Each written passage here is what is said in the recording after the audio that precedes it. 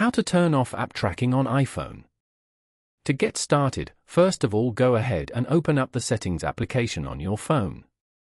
Once you're here, scroll down and go to Privacy and Security. Go to Tracking as shown. On this page, you can allow apps to ask to track your activity across other companies' apps and websites. Apps that have asked for permission to track your activity with an identifier will appear below. If you want to turn off this feature for any app, then turn off the switch beside that app. Tracking activity is blocked by apps that you've denied access to. If you want to turn off app tracking for all your apps, then turn off the Allow Apps to Request to Track feature at the top.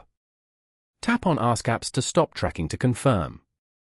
Following these steps, you can easily turn off app tracking on iPhone. Thank you for watching. Please leave a like if this tutorial helped you, or leave a comment below if you have any questions related to the video.